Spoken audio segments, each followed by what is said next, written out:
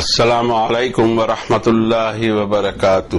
اعوذ باللہ من الشیطان الرجیم، بسم اللہ الرحمن الرحیم۔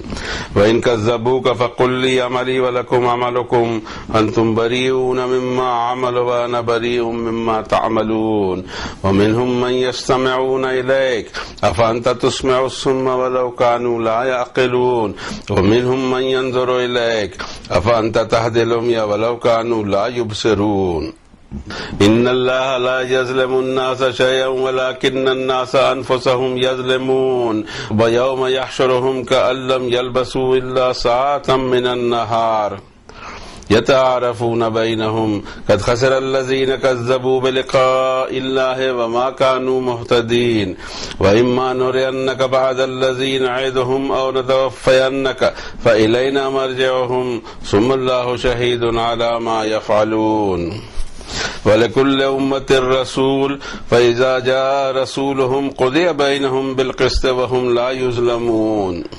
وَيَقُولُونَ مَتَىٰ هَٰذَا الْوَعْدُ إِن كُنتُمْ صَادِقِينَ قُل لَّا أَمْلِكُ لِنَفْسِي ضَرًّا وَلَا نَفْعًا إِلَّا مَا شَاءَ اللَّهُ لِكُلِّ أُمَّةٍ أَجَلٌ إِذَا جَاءَ أَجَلُهُمْ فَلَا يَسْتَأْخِرُونَ سَاعَةً وَلَا يَسْتَقْدِمُونَ قل أرأيتم إن أتاكم عذابه بياتا أو نهارا ماذا يستعجل منه المجرمون ثم إذا ما وقع آمنتم به الآن وقد كنتم به تستعجلون ثم قيل للذين ظلموا ذوقوا عذاب الخلد هل تجزون إلا بما كنتم تكسبون ويستنبئونك أحق هو قل إي وربي إنه لحق وما أنتم بمعجزين صدق الله العظيم وصدق رسوله النبي الكريم ونحن على ذلك لمن الشاهدين والشاكرين والحمد لله رب العالمين۔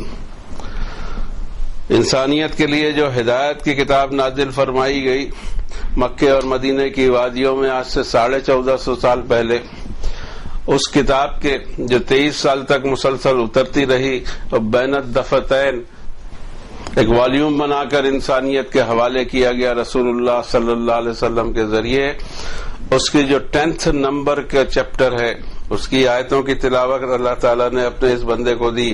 آیت کا سیریل ہے 41 سے 53 تک۔ آئیے اب ہم اس کے معنی اور مفاہیم سے قریب ہو سکیں اور یہ بھی دیکھ سکیں کہ اس میں ہمارے لیے انفارمیشنز کیا ہیں، اور یہ بھی دیکھ سکیں کہ ہمارے لیے کمانڈمنٹس کیا ہیں اور ان کو کس طرح ہم پورا کر سکتے ہیں، اس کی کوشش میں لگ جائیں۔ اور سب سے پہلے کرنا ہوگا اس کی ترجمانی۔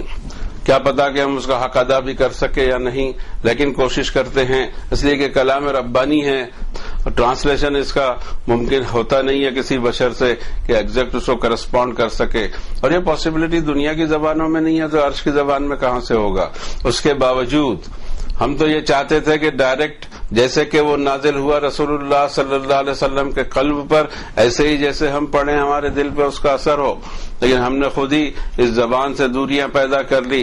اسی میں نمازیں پڑھیں گے، اسی میں قرآن شریف پڑھیں گے، سمجھنے کی ضرورت نہیں ہے۔ ارے عجیب بات ہے، ریئلی عجیب بات ہے۔ ہنسی آنے والی چیز ہے کہ ایک کتاب پڑھی جا رہی ہے، جب میں پڑھ رہا ہوں اور آپ مجھ سے پوچھیں کہ صاحب کیا لکھا ہے اس میں، تو میں کہوں مجھے پتہ نہیں۔ آپ کیا کہیں گے میرے بارے میں، رائے کیا رکھیں گے آپ؟ کروڑوں انسان یہ فیل کرتے ہیں، کوئی سمجھنے کو تیار نہیں، اور اگر کوئی سمجھ جاتا ہے تو اس کے پیچھے لوگ پڑ جاتے ہیں کہ تم نہیں سمجھو گے، اس میں 14 علوم کی ضرورت ہے اور اس میں اسکالر بننے کی ضرورت ہے، اور وہ بولیں گے جن کی زبان عربی ہے وہ بھی بولیں گے اٹ از اسکالرس ورک۔ ارے انسانیت کے لیے اتارا جس کتاب کو عام انسانوں کے لیے، اس میں صرف اسکالر کا حق ہو گیا۔ اسکالر ہم کو بتائیں گے کہ رب یہ کہنا چاہتا ہے، ہم خود نہیں پتہ لگا سکتے۔ اسکالر جو چاہے گا وہ بتائے گا، اور ہمیں اس گھاٹ پہ جو پہنچایا اسکالرس نے پہنچایا اور کسی نے نہیں پہنچایا۔ ایسی ایسی تشریحیں کی ہیں، ایسے ایسے معنی بیان کیے ہیں کہ آج امت میں اتنے طبقے ہیں کہ آپ کیڑے مکوڑوں کی تعداد کو گن سکتے ہیں لیکن امت کے فرقوں کو نہیں گن سکتے۔ اتنے فرقے ہو گئے، فرقوں کے اندر فرقے، کچھ تو ہمارے سامنے 50-60 سال میں پیدا ہوئے، ان میں بھی 2-3-4 گروپ دکھائی دینے لگ گئے۔ حیرت ہوتی ہے، ایک ہی کام ہے، ریچولز پہ محنت اور اس کی باریکیاں اور اس کے ہی سب گتھیاں سلجھاتے اصل کام نہیں کرنے دیا انسانیت کو کہ انسانیت کی فلاح اور بہبود کی یہ آئٹم جس کو ہمارے پاس میں پڑی ہے اس کو ہم دوسروں تک پہنچائیں. لوگ کریں یا نہ کریں، ہم یہ کام انشاءاللہ ہماری آخری سانس تک کریں گے کہ اللہ کے کلام کو پڑھ کر اس انسانیت کو بتائیں کہ ان کا رب کیا فرمانا چاہتا ہے. بیچ میں ہم نہیں رہیں گے اور نہ ہم بیچ میں رہنا چاہتے ہیں. آپ کا رشتہ ہم جوڑنا چاہتے ہیں آپ کے رب کی کتاب سے، اس کے علاوہ کچھ نہیں ہمارا انٹینشن. کوئی جماعت نہیں، کوئی نصب العین نہیں، کوئی ٹارگٹ نہیں، کوئی سیاست نہیں، کوئی ہمارا مقصد نہیں اس کے سوا کہ ہمارا رب ہم سے راضی ہو جائے. اب ترجمانے کی کوشش کرتے ہیں. اور اے نبی صلی اللہ علیہ وسلم، اگر یہ آپ کی تکذیب کرتے ہیں، آپ کو جھٹلاتے ہیں، تو آپ فرمائیے کہ میرے لیے میرے اعمال اور تمہارے لیے تمہارے اعمال. تم فری ہو جو اس سے جو میں عمل کرتا ہوں، اور میں فری ہوں جو عمل تم کر رہے ہو. اور ان میں سے کوئی ہے جو کان تو لگاتا ہے آپ کی طرف، لیکن کیا آپ اس کو بہرے کو سنا سکیں گے جبکہ وہ اس میں عقل کی اور کامن سینس کی ڈیوائس کو استعمال نہیں کر رہا ہے. اور ان میں سے کوئی آپ کی طرف دیکھ بھی رہا ہے، تو کیا آپ اندھوں کو راہ دکھا سکیں گے جبکہ وہ ویژن ہی نہیں استعمال کرنا چاہتے. بے شک اللہ انسانوں پر کبھی کوئی ظلم نہیں کیا کرتا، لیکن یہ انسان ہی ہے کہ اپنے آپ کا بگاڑتے رہتے ہیں.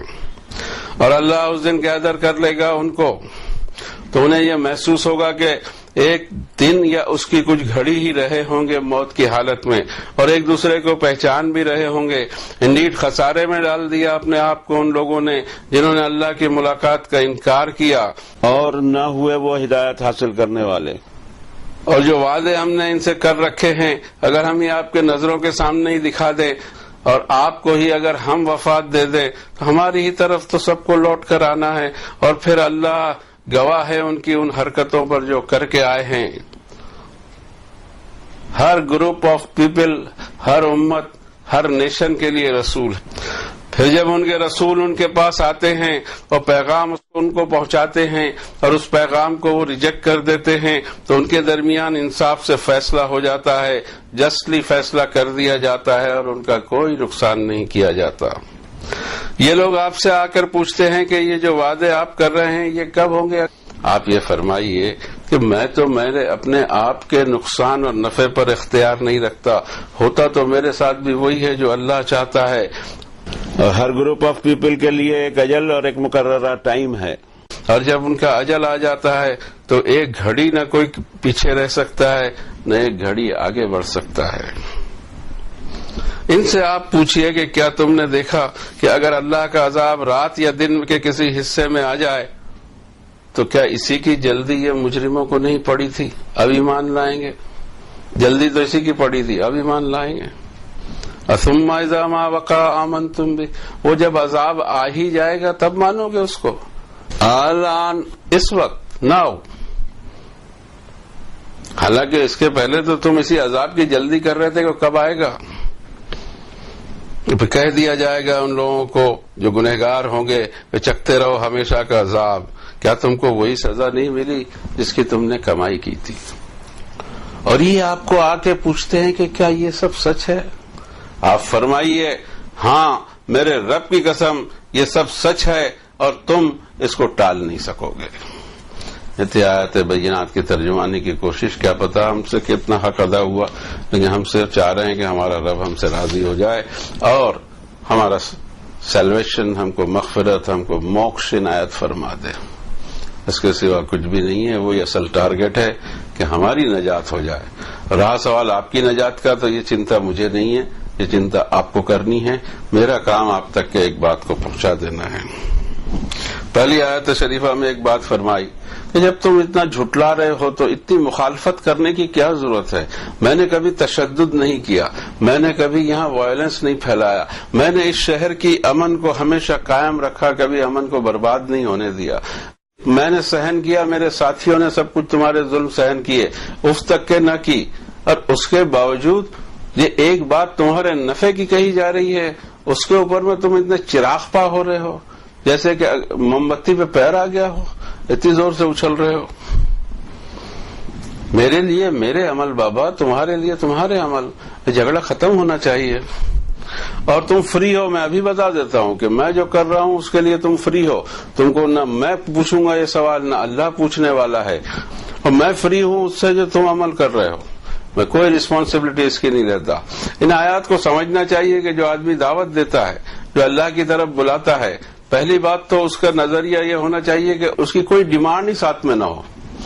سب سے زیادہ نقصان پہنچاتی ہے اللہ کی طرف بلانے کی دعوت کو کوئی نقصان چیز پہنچاتی ہے تو وہ ہے پالیٹکس، سیاست. سیاست کا ہم نے ایک ترجمہ پڑھا تھا بڑے اسٹینڈرڈ کی کتاب میں، اب یاد نہیں آ رہا، بچپن کی بات تھی. سیاست money by hook and crook I want to sit that seat, خلاص. کسی بھی صورت میں آپ اچھے ہیں برے ہیں، اچھا کام کر رہے ہیں برا کام کر رہے ہیں، اس سے مجھے کوئی انٹرسٹ نہیں. مجھے صرف ایک انٹرسٹ ہے کہ اس کرسی سے آپ کو اٹھا دوں اور میں وہاں بیٹھ جاؤں، اس کے علاوہ کچھ نہیں. اور دوسری سیاست یہ کہ آپ اگر میری کرسی کے لیے خطرہ ہیں تو میں آپ کا سب سے بڑا دشمن، چاہے میں آدمی کیسا بھی رہوں، اچھا رہوں برا رہوں، لیکن آپ نے یہ کرسی مانگی بخلاص آپ کی اور میری دشمنی انتہا کو پہنچ جائے گی. سیاسی ڈیمانڈ، حقوق کی ڈیمانڈ، زمین کے جھگڑے اور دوسرے ہر قسم کے جھگڑے سے اوپر اٹھ کر بات کرنی ہوگی. لیکن ہم اوپر ہی نہیں اٹھتے ہیں، تو اوپر اٹھیں گے نہیں تو لوگوں تک کہ اللہ کی بات پہنچے گی کیسے؟ اور یہ بھی بتانا پڑے گا کہ آپ فری ہیں اور میں بھی فری ہوں، اور اس آزادی کو دینا پڑے گا جس آزادی کو اللہ نے دے رکھا ہے کہ مذہب، ریلیجین انسان کی چوائس ہے. جو ریلیجین وہ چوز کرے اس کو پورا عمل کرنے کا حق ہونا چاہیے، بشرطے کہ دیگر لوگوں کو پریشان نہ کرتا ہو. لیکن پریشان تو ہم خود کرتے ہیں. سڑکوں پر دین اور سڑکوں پر نمازیں، ٹریفک کے تکلیف دینا، یا کسی کو کوئی ایمرجنسی میں جا رہا ہو ہاسپٹل وہیں گزر جائے بیچارہ. بنائیں ہم مسجدیں جتنی بنا سکتے ہیں، جماعتیں کر لیں ہم جتنی کر سکتے ہیں، لیکن سڑکوں پر تو کوئی بات سمجھ میں نہیں آتی.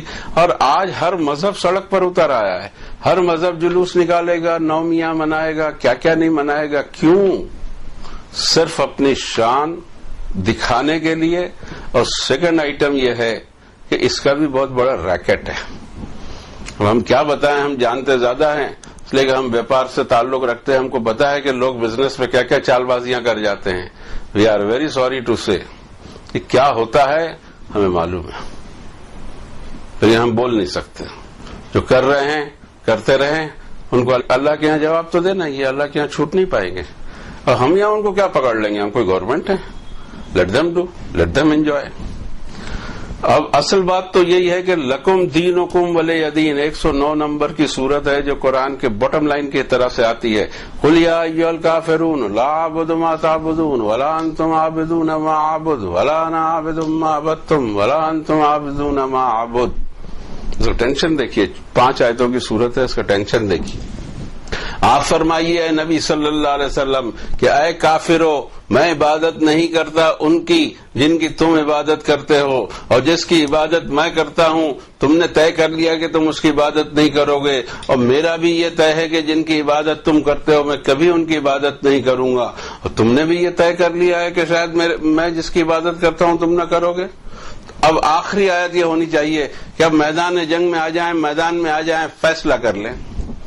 نہیں ہے، بالکل نہیں ہے. اتنا ٹینشن ماؤنٹ ہونے کے بعد میں آخری آیت آتی ہے کہ لکم دینکم ولی دین، تمہارے لیے تمہارا ریلیجین، میرے لیے میرا ریلیجین. اس دنیا میں اگر جب تک یہ نہیں ہوگا، ریلیجین آزادی نہیں دی جائے گی اور ہر ریلیجین کا احترام نہیں کیا جائے گا، رسپیکٹ نہیں کی جائے گی، اور آدمی کی رسپیکٹ سب سروپری رہنا چاہیے. آدمی ہے، اس کو اللہ نے حق دیا ہے، اس کو کسی ماں باپ کے یہاں پیدا کیا، اس کو پورا حق ہے وہ اپنے ماں باپ کے دین پہ چلے، دوسرے کے دین پہ چلے، لیکن کال یہ کیا جائے گا کہ عقل لگا. دوسری چیزوں میں بالکل عقل لگاتا ہے، کبھی اپنے بزرگوں کی نہیں مانتا یہ انسان، تبھی تو ترقی کر رہا ہے بھائی. حالانکہ رسپیکٹ الگ چیز ہے، لیکن دنیاوی ترقی میں وہ پلٹ کے پوچھتا نہیں ہے. آج آئی ٹی ہے، کوئی پوچھتا ہے؟ ہمارے پچھلی نسل کو آئی ٹی کیا ہوتا تھا سمجھتا نہیں ہے، بلکہ اب موبائل فون ان کے ہاتھ میں دے دیں تو بیچارے چلا نہ سکے، ان کو تعجب ہو کہ یہ کیا چیز ہے. تو کیا انہوں نے موبائل فون نہیں چلایا تو ہم بھی نہیں چلائیں گے؟ یہ عجیب فلسفی ہے. ہمیں تو کبھی سمجھ میں نہیں آئی، اور اگر یہ فلسفی کو لاگو کر دیا جائے تو انسان کی ترقی رک جائے گی۔ ہم یہ کہنا چاہ رہے تھے بزرگوں سے اخلاقیات وغیرہ سب سیکھے جائیں، لیکن جو ترقی کے مواقع ہیں ان کو چھوڑا نہ جائے اور عقل کا پورا استعمال کیا، اس لیے کہ عقل ہی وہ زبردست چیز ہے جو ہم کو انسان اور جانور کے فرق سے الگ کرتی ہے۔ ہم فرق اس میں آ جاتا ہے کہ ہمارے پاس میں اللہ نے عقل دی، ان کو عقل نہیں دی، اس لیے کروڑوں سال میں ان کو کوئی ترقی نہیں ہے، اور ہم ماشاءاللہ ہر دن ایک نئی ترقی اور شان میں ہوتے ہیں۔ یہ بھی ہمارا کمال ہے، لیکن یہ کمال ہمارا نہیں ہے، ہمارے پیدا کرنے والے کا کمال ہے۔ ایک چھوٹا سا بھیجا دیا، شاید کلو بھر بھی نہیں ہوگا، اور اس میں اتنی زبردست مشین لگا دی کہ آج تک کوئی کمپیوٹر والا سوچ بھی نہیں سکے گا کہ ایسا کمپیوٹر بنایا بھی جا سکتا ہے جو سائملٹینسلی اتنے فنکشن کرتا ہو۔ جا کے پوچھ لیں ان سے، ہمیں جتنی معلومات ہیں ہم ضرور آپ کو دیں گے کہ صرف انسان کے بھیجے پہ تحقیق کی جائے۔ ہم نے نیورولوجسٹ سے پوچھا، انہوں نے کہا صرف 2% ہم جان سکے ہیں کہ فنکشن کیسے کرتا ہے یہ بھیجا، اونلی 2%۔ یہ 2014، اس میں تو ہم یہاں تک پہنچے ہیں، کیا معلوم 4014 تک بھی پہنچیں گے کہ نہیں پہنچیں گے۔ اس لیے یہ بھول جائیں، صرف ایک چیز یاد رکھیں کہ اس کی قدرتیں کتنی مہان ہیں۔ اب اگر یہ چیز ہمارے سمجھ میں آ جاتی ہے کہ آزادی سب کو دینی چاہیے، تو انشاءاللہ دھرم کے نام پہ خون نہیں بہے گا۔ اس دھرتی پہ سب سے زیادہ خون بہا ہے مذہب کے نام سے، اور آج بھی بہ رہا ہے۔ کوئی اس کو بریک لگانے والا نہیں، کوئی اس کو پلگ کرنے والا نہیں۔ ہم ہیں کہ بیٹھے بیٹھے ایک جگہ سے آپ کو بولتے رہتے ہیں، کتنے لوگ ہماری بات سن لیں گے بھائی، اور سن بھی لیا تو سدھر کتنے جائیں گے بھائی، ہمیں نہیں معلوم۔ ہم اپنے الگ کام سے لگے ہوئے ہیں، کوئی سنے نہ سنے، دس از نن آف مائی بزنس۔ اگلی آیت میں فرمایا وَمِنْهُمْ مَنْ يَسْتَمِعُونَ إِلَيْكَ، سن تو رہے ہیں آپ کی بات، لیکن آپ یہ خود بتائیے کہ کیا آپ اس کو سنا سکو گے، بہرے کو سنا سکو گے؟ وَلَوْ كَانُوا لَا يَعْقِلُونَ، سننے سے کچھ بھی نہیں ہوتا ہے، آواز تو اندر آ رہی ہے، فنکشن نہیں ہو رہا ہے۔ یہ فنکشن، یہ جو ان پٹس ہیں، ایک ان پٹ یہ کان ہے 2 ہمارے، ایک ان پٹ ہے یہ 2 آنکھیں ہماری، اور یہ ہے سی پی یو، اس میں جا کے پروسیس ہونا چاہیے، اور یہ سی پی یو سب کو ایک جیسا لگایا ہے۔ اس لیے ایک جیسا لگایا کہ آپ دیکھ لیجئے انسان کی فطرت، کھٹے اور میٹھے کا فرق، تیز جلن اور برف کا فرق، اور یہ ساری چیزیں ہر انسان کو، چاہے وہ پڑھا لکھا ہو، سگنیچر کرنا آتا ہو یا سگنیچر کرنا بھی نہ آتا ہو، دونوں برابر ہیں اس معاملے میں کہ دماغ دونوں کے وہی فنکشن کرتے ہیں جو ہونا چاہیے۔ اسی کو اللہ نے عقل کہا، کامن سینس۔ یہ کامن سینس یوز نہیں کر رہا ہو تو آپ کی بات سنے گا کیا، سن کے اثر ہوگا؟ اب یہ سنانا آپ کا کام ہے اور سی پی یو کو آن کرنا اس کا کام ہے، دونوں فرق سمجھ لیے جائیں۔ وَمِنْهُمْ مَنْ يَنظُرُ إِلَيْكَ، ان میں سے بہت سے لوگ ایسے ہیں جو آپ کی طرف دیکھ رہے ہیں۔ أَفَأَنْتَ تَهْدِي الْعُمْيَ وَلَوْ كَانُوا لَا يُبْصِرُونَ، راستہ دکھا سکو گے آپ اندھے کو، جبکہ ویژن استعمال نہیں کر رہا ہے۔ آنکھ ہے، ویژن استعمال نہیں کر رہا ہے، کامن سینس، آنکھ، اس کا ویژن اور کامن سینس، یہ تین مل کر ایک ریزلٹ پیدا کریں گے۔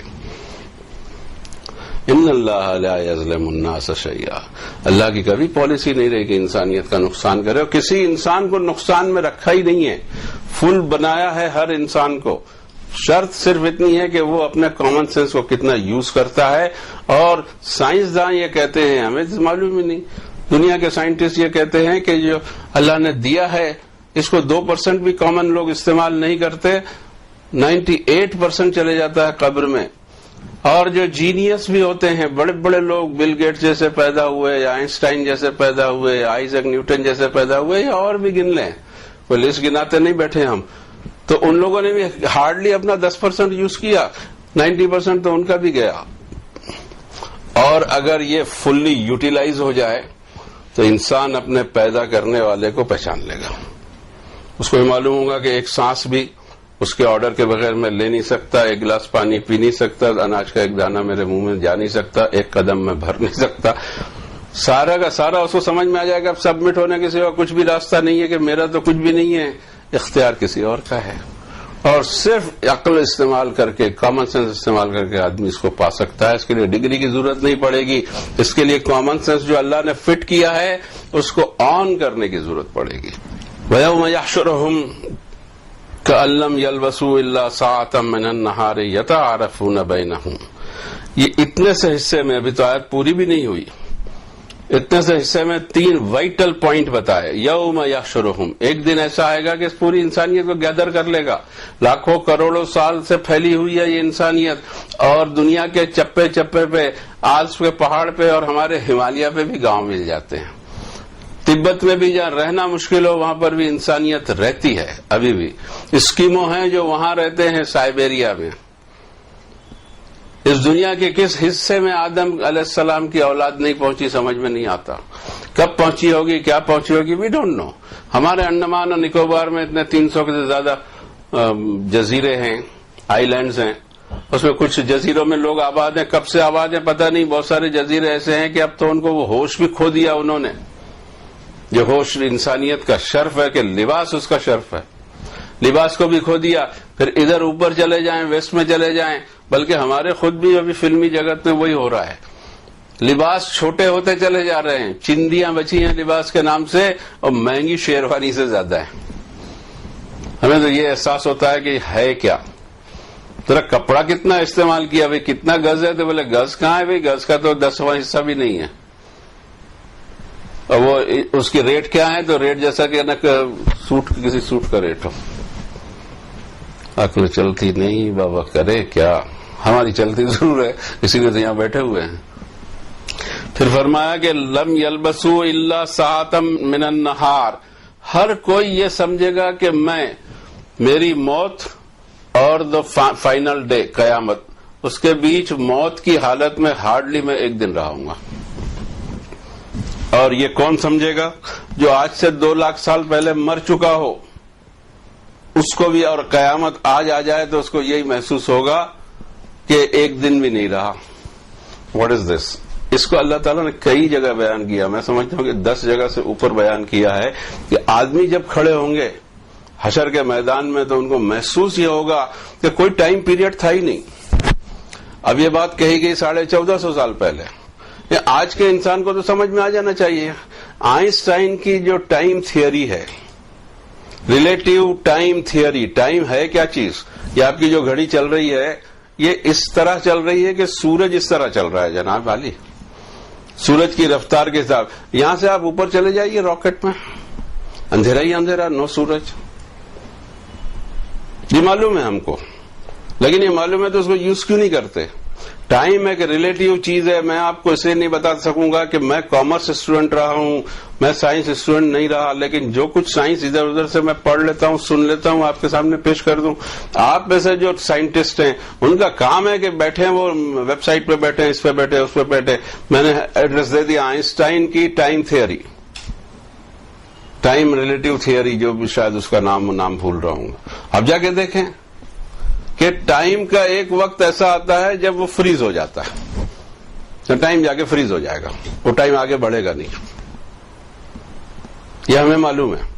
تو وہ جو فریزنگ پوائنٹ آیا ٹائم کا، وہ اور اس کے بعد میں قیامت، ہر کسی کو لگے گا کہ صبح گزرے شام کو قیامت، یا شام کو گزرے صبح قیامت. اور یہ بہت ضروری ہے، یہ انتہائی ضروری ہے. اگر یہ نہ ہو تو پھر ناانصافی دکھائی دے گی. ایک آدمی 2 لاکھ سال پہلے مرا، بڑا نیک تھا، بڑا شریف تھا، اور ایک آدمی آج مرا، بڑا نیک ہے اور بڑا شریف ہے، اور کل قیامت ہو گئی، تو اس کا گیسٹیشن پیریڈ 2 لاکھ سال کا، اس کو ریوارڈ ابھی تک نہیں دیا گیا، اور اس کو امیڈیٹ ریوارڈ دے دیا گیا. ایسا نہیں ہو سکتا. پھر ایک آدمی 2 لاکھ سال پہلے پیدا ہوا، برے اعمال کیے، اللہ کی ناراضی کے کام کیے، مر گیا، اس کو ابھی سزا نہیں ہوئی، قیامت میں ہونے والی ہے. اور ایک آدمی آج مرا اور کل قیامت آئی، دونوں کے گناہ برابر ہیں، اس کو امیڈیٹ سزا ہو گئی اور اس کو سزا میں اتنی پینڈنگ، اتنی ریمانڈ پہ رکھا گیا. ایسا نہیں ہوتا بابا، ایسا نہیں ہوتا، انصاف نہیں ہوتا. اگر یہ آیتیں نہیں ہوتی تو ثابت ہو جاتا کہ لوگ ایمان بھی نہیں لاتے. بابا ایسا کیسا ہو گیا کہ آپ اس کو ریوارڈ نہیں دے رہے ہیں 2 لاکھ سال سے، یا ایسا کیسے ہو گیا کہ اس کو آپ 2 لاکھ سال سے پینڈنگ رکھا ہے، اس کا کیس ہے تو مزے کر رہا ہے؟ نو، ایبسولوٹلی ناٹ. ہر کسی کو. اب آپ کہیں کہ بھئی کیسا ہوگا، کیا ہوگا، تو ویٹ سم ایئرز اونلی، کچھ سال رک جائیے. انک میتٌ وانہم میتون. اے نبی صلی اللہ علیہ وسلم، موت آپ کو بھی ہے اور ان کو بھی موت ہے جو آپ کے دشمن ہیں. ہم بھی بیٹھے ہیں یہاں، ہم کو بھی موت ہے، آپ کو بھی آئے گی، دیکھ لینا پھر کیا ہوگا. اور اگر واقعی یہ چیز ہم کہہ رہے ہیں وہ سچ ہو تو تم پہ بھاری پڑ جائے گا، آپ پہ بھاری پڑ جائے گا. اگر ہماری بات غلط ہے تو ٹھیک ہے، آپ فائدے میں رہیں گے، نقصان میں ہوں گے تو ہم ہوں گے. لیکن ہماری بات اگر صحیح ہو گئی تو آپ نقصان میں آ جائیں گے. اس لیے بہتر یہ ہے کہ ابھی سے اپنے آپ کو اس روڈ پہ ڈال دیا جائے جو اللہ کی طرف جاتا ہے. اس کے بعد کا ایک چھوٹا سا ٹکڑا ہے، یتعارفون بینہم، ایک دوسرے کو پہچان رہے ہوں گے. یہ بڑی عجیب بات کہی. یہ کوئی ایسا نہیں کیڑے مکوڑے کی طرح کہ وائرس کی طرح پیدا کر دے گا اللہ تعالیٰ، بلکہ میں سمجھتا ہوں ہائٹ بھی یہی رہے گی، ایوریج ایج انسان کی ہوگی جو اس کے بھرپور جوانی کی ہوتی ہے. اور میں یہ سمجھتا ہوں کہ اس کے اعضاء اور اس کی ہائٹ اور اس کی یتعارفون بینہم، ایک دوسرے کی کو آئیڈینٹیفائی کر رہے ہوں گے. اس کا مطلب ہے کہ انسان کا آئیڈینٹیفیکیشن صرف اتنا ہی ہے، اس کا فیس بھی وہی دے گا ہم کو. اب آپ ڈیمانڈ کریں کہ بھئی ہمارا فیس یہاں کالا ہے وہاں سفید ہو جائے، وہاں سفید ہے یہاں کالا ہو جائے. This is sheer nonsense. Why I am telling it sheer nonsense? بھئی ہم کالے رہیں تو بھی جہنم میں اتنی سزا ملنے ہے، سفید رہیں تو بھی اتنی ہے. اس میں کیا فرق کیا پڑے گا؟ اور اگر جنت میں ہم کالے کالے ہی چلے گئے تو بھی بہت اچھا ہے. وی آر انجوائنگ دا جنت. اب رنگ دیکھ لیں گے، کیا کرنا ہے یار. اور اگر گورے رہے تو وہی انجوائمنٹ. تو اب یہ چھوڑیے، پھر وہاں آپ کر لیجئے گا جو کرنا ہے اگر پاسبل ہے. اگر واقعی جہنم میں نہیں پھینکے گئے تو پھر ہو سکتا ہے کہ کچھ چانسز ملے، ہم چاہیں وہ ہو جائے. لیکن ابھی تو نہ جنت ہے نہ جہنم ہے، نہ آپ پاس ہوئے ہیں نہ میں فیل ہوا ہوں. دونوں کا رزلٹ ابھی نکلنے کے ہیں.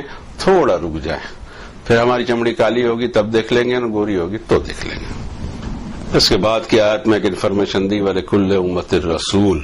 یہ لفظ امت پیریڈ کے لیے بھی آتا ہے، زمانوں کے لیے بھی آتا ہے، انسانیت کے ایک بڑے سموہ کے لیے بھی آتا ہے، اور نیشنز کے لیے بھی آتا ہے. یہاں ہمیں ایسا دکھائی دے رہا ہے کہ یہ نیشن کے بارے میں استعمال ہوا ہے کہ ہر نیشن کے لیے، ہر ایریا کے لیے ایک رسول. اصل بات یہ ہے کہ جو نیشن جس کو ہم نے آج سمجھ بیٹھا ہے یہ بالکل نئی تحقیق ہے. ورلڈ وار 1 کے پہلے نیشن کا ایک تصور بنا تھا کہ نیشن کو سب سے زیادہ اوپر لا لیا جائے، ریلیجن کے بھی اوپر، انسانی اخلاق کے اوپر بھی، سب کے اوپر بھی.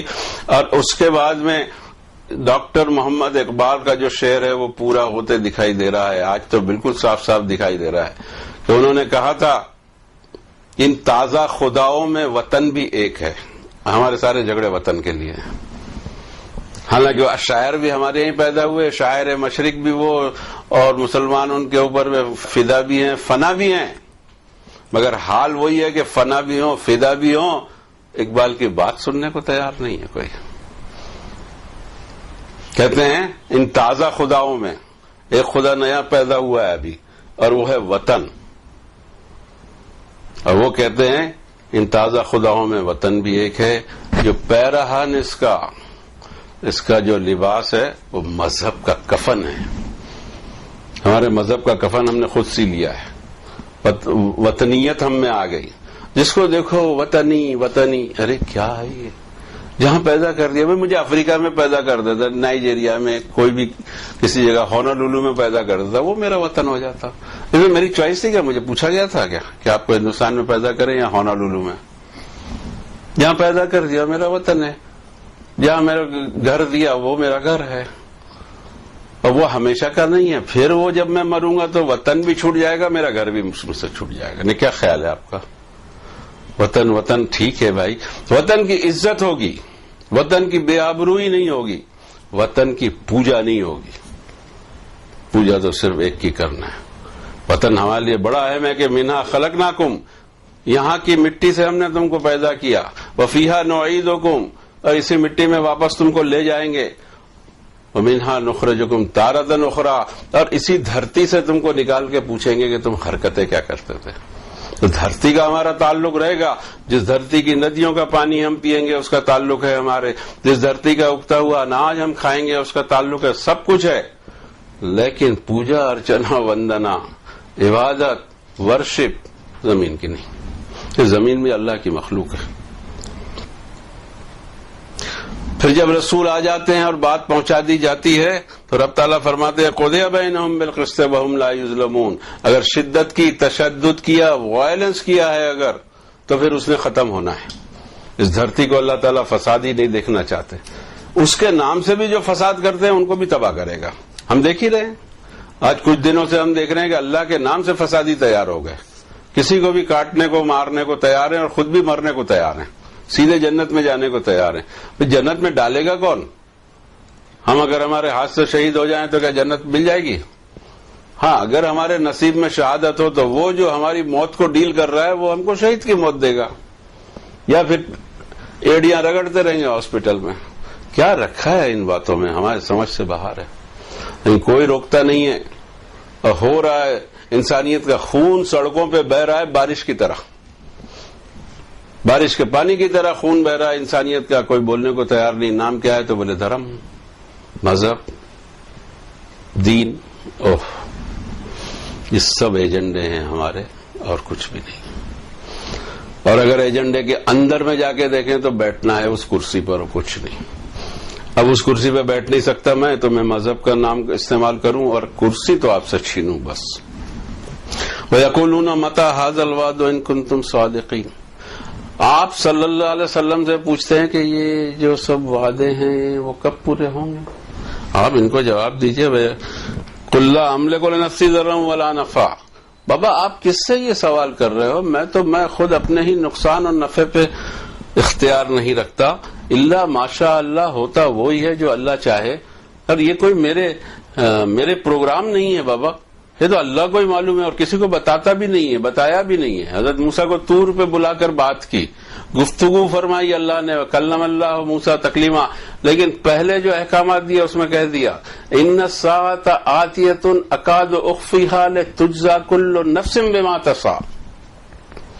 20 نمبر کی صورت میں موسیٰ کان کھول کے سن لو کہ بے شک قیامت کی گھڑی آ کر رہے گی اور میں نے اس کے علم کو چھپا کر رکھا ہے. میرے سوا کوئی جانتا نہیں کہ اس کی ڈیٹ اور ٹائم کون سا ہے. اس لیے کہ مجھے لوگوں سے حساب لینا ہے ان کے پورے اعمال کا. فلا یصدنک عنہا من لا یؤمن بہا واتبع ہواہ فترضی. کوئی ایسا آدمی آپ کو روک نہ دے جو قیامت پہ یقین نہیں رکھتا اور وہ بولے گا کالی جمعرات کو آئے گی یا پیلی ماربت کو آئے گی. سب باتیں ہیں فضول کی. نبیوں کو بھی نہیں بتایا کہ کب آنے والی ہے، نہیں تو وہ بھی اپنی اس طرح تیاری کرتے. کہتے ہیں ہمارا بس تو ہم پر نہیں چلتا ہے. تم کیا کہہ رہے ہو؟ عالم الغیب ہم نہیں ہیں، ہم یہ نہیں ہیں، ہم وہ نہیں ہیں. جگہ جگہ ان کے ہاتھ سے تردید ہے. وہ آئے پہ پڑھ دیں تو اس کے بعد یہ خیالات ہمارے یہاں پنپے کیسے؟ ایک ہی وجہ ہے، قرآن شریف اسکالرلی کام ہے، اسکالر کے سوا ہم نہیں سمجھ سکتے. تو قرآن شریف سے الٹا ہی دین سمجھ گئے. اور یہ الٹا دین کچھ کام دے دے گا؟ کئی آیتیں پڑھی جا سکتی ہیں، ذہن میں کچھ آیتیں آ رہی ہیں ہم پڑھ کے سناتے ہیں. 6 نمبر کی صورت میں 50 نمبر کی آیت میں اللہ تعالیٰ فرماتے ہیں، آپ نکال کے دیکھ لیجیے گا. قُل لَا أَقُولُ لَكُمْ عِندِي خَزَائِنُ اللَّهِ. اے نبی صلی اللہ علیہ وسلم آپ ان کو اوپنلی بتا دیجئے کہ میرے پاس اللہ کے خزانے نہیں ہیں. وَلَا عَالَمُ الْغَيْبِ. اور آگے کیا ہونے والا ہے مجھے نہیں معلوم. وَلَا أَقُولُ لَكُمْ إِنِّي مَلَكٌ. میں نے کبھی تم سے یہ نہیں کہا کہ میں فرشتہ ہوں. إِنْ أَتَّبِعُ إِلَّا مَا يُوحَىٰ إِلَيَّ. میں نے ہمیشہ یہ کہا کہ میں بھی اسی کو فالو کرتا ہوں جو ریویلیشن مجھ پر آتا ہے. اب اس سے زیادہ صاف بات چاہیے. اور اس کہیں تو 4-5 آیتیں اور پڑھی جا سکتی ہیں. ہمارے پاس اتنا وقت نہیں ہے اور اس کی ضرورت بھی نہیں ہے. آپ خود کیوں نہیں پڑھ لیتے؟ ہم نے کبھی آپ کو وہ کتاب کی طرف نہیں بلایا جو آپ کے گھر میں آلریڈی موجود نہیں ہے. ہم تو اس کتاب کی طرف آپ کو بلاتے ہیں جو آلریڈی آپ کے گھر میں 1450 سال سے رکھی ہے. اور قیامت اگر 14 لاکھ سال بھی نہیں آئے تو انشاءاللہ رکھی رہے گی. لیکن بابا جاگ کر ذرا پڑھ لیجیے، اس کے علاوہ کچھ بھی نہیں ہے. 2-3 آیتیں چھوٹتی ہیں، ہم آخر آیت لے لیتے ہیں اس لیے کہ وقت کی کمی جا رہی ہے. وَيَسْتَنبِئُونَكَ أَحَقٌّ هُوَ. آپ کو آ کے اس طرح پوچھتے ہیں جیسا بڑے ہی پرائیویٹ میں پوچھنا ہو، کیا یہ سب سچ ہے؟ قُلِ وَرَبِّي إِنَّهُ لَحَقٌّ. آپ فرمائیے ہاں میرے رب کی قسم یہ سب کچھ حق ہے اور یہ ہونے ہی والا ہے، وما انتم بمعجزین، اور تم ساری انسانیت مل کر اس کو روک نہیں سکیں گے۔ جب ہم روک ہی نہیں سکیں گے اس کو تو کیا مشکل ہے کہ ہم ان ساری چیزوں کو مان کر صرف اور صرف، دیکھیے عام آدمی بہت شریف ہے، میں جانتا ہوں، ہمارا ہندوستان کو ہی دیکھ لیجئے، بلکہ دنیا کے ہر علاقے میں میں نے دیکھا ہے کہ شرافت ابھی بھی زیادہ ہے لوگوں میں، بدماشی پوری نہیں پھیلی ہوئی ہے، بدکاریاں پوری نہیں پھیلی ہوئی، شراب نوشی پوری نہیں پھیلی ہوئی ہے، بے ایمانیاں پوری نہیں پھیلی ہوئی ہیں۔ اچھا خاصا طبقہ، بھائی جس کے پاس پیسہ نہیں ہو تو بیچارہ زبردستی ایماندار ہے ہی، خالی ایمانداری زبردستی کی نہ ہو کر اپنے رب کے لیے ایماندار کوئی ہو جائے، یہاں کچھ بھی نہیں ہے اس کے پاس، خالی ہاتھ بھی اللہ کے سامنے کھڑا ہو گیا تو بھی اس کا کام بن جائے گا، ایسا ہوگا کہ جیسا جنت کا وہ بادشاہ ہو۔ کیا اتنا بڑا آفر بھی لالچ نہیں دلاتا؟ یہاں تو کچھ ہے ہی نہیں بابا، شام کو کھانے کے واندے ہیں، اس میں کیا دارو پیئیں، کیا شراب پیئیں، کیا ناچ گانے دیکھیں، کیا عیاشیاں کے، کیا جھوٹ بولیں، کچھ ہے ہی نہیں، راستہ نہیں۔ اور دنیا کی بڑی آبادی، خصوصاً ایشیا کی اور خاص کر ہمارے دیش کی بڑی آبادی غریب ہے بھائی، ایمانداری سے ہو، ایمانداری کو صرف فائن ٹیوننگ کرنا ہے کہ میں ایماندار ہوں میرے رب کے لیے، مجبوری کی ایمانداری نہیں چاہیے، مرضی کی ایمانداری چاہیے۔ اللہ تعالیٰ قبول فرما لے، معافی چاہتے ہیں ہم بھی کہ ایمانداری کے اس اسٹینڈرڈ پر شاید ہم نہ ہوں جو مطلوب ہے، اللہ اس اسٹینڈرڈ کا ہمیں بنا دے اور ہماری مغفرت اور آپ کی بھی مغفرت فرما دے۔ وصلی اللہ علیہ وسلم۔